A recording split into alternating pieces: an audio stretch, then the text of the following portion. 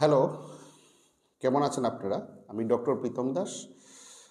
আপনারা হয়তো শুনেছেন নো ম্যানস ল্যান্ড ওয়ার্ডটি। তো নো ম্যানস ল্যান্ড ওয়ার্ড কোথা থেকে এসছে? লন্ডনে লন্ডন এরিয়ার বাইরে ওয়ার্ল্ড ওয়ার ওয়ানের সময় একটা এরিয়া ছিল। ওই এরিয়াতে মেইনলি যুদ্ধাপরাধীদের নিয়ে যাওয়া হতো, এক্সিকিউশন করা হতো এবং ওদের ডাম্পিং করা হতো। তো আপনারা কি জানেন প্লাস্টিক সার্জারি তো একটা এরিয়া আছে যেটাকে নো ম্যানস ল্যান্ড বলা হয়। বেসিক্যালি 1918 সালে বানেল নামে একজন সায়েন্টিস্ট হাতের একটা এরিয়া আছে যেটাকে নো ম্যানস ল্যান্ড আখ্যায়িত করেন। কারণ ওই এরিয়াতে কমপ্লেক্সিটি অফ অ্যানাটমিক স্ট্রাকচার, মানে ওইখানে খুব কমপ্লেক্সিটি আছে অ্যানাটমির, তার জন্য ওই এরিয়াটাকে নো ম্যানস ল্যান্ড বলা হতো। উনি বলতেন যে ওই এরিয়াতে যদি কোনো ইনজুরি হয় তাহলে রিপেয়ার করলেও ওটা ঠিকঠাক মতো পুরোপুরি ফাংশন ফিরে আসে না।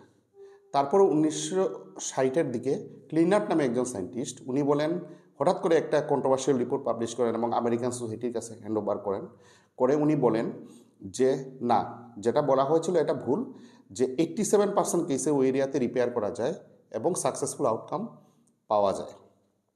তো আপনাকে সব কিছু বলার আগে একটা কিছু ডায়াগ্রাম দেখুন, ডায়াগ্রাম দেখলে আপনারা পুরো বুঝতে পারবেন। এই ডায়াগ্রামটি দেখুন। বেসিক্যালি জোন 2 হলো ডিস্টাল পালমার ক্রেস থেকে mid point of the middle feelings পর্যন্ত।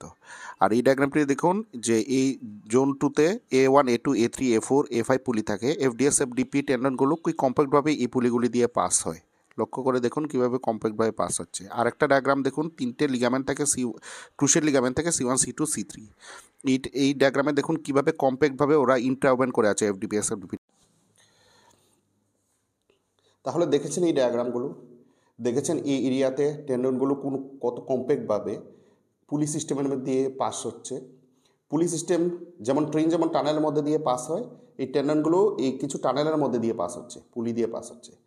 এবং যারা ফিজিক্সের স্টুডেন্ট তারা জানেন যে লিভার সিস্টেমটা কতটুকু জরুরি কোনো মেশিনের কাজ করার জন্য। সেমভাবে হাতও একটা মেশিন হিসেবেই কাজ করে, যেটার মধ্যে বায়োমেকানিক্স থাকে। ওই বায়োমেকানিক্সগুলির মধ্যে ওই পুলিশ সিস্টেমগুলো সম্পূর্ণ প্রচুর ইম্পর্ট্যান্ট।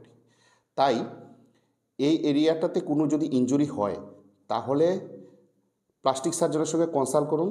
শুধু কনসাল্ট না, যত তাড়াতাড়ি পারেন কনসাল্ট করেন, না হলে হতে পারে এই আঙ্গুলটা আপনাদের পুরোপুরি ফাংশন ফিরে আসবে না এবং একটা ডিফর্মিটির সৃষ্টি হবে।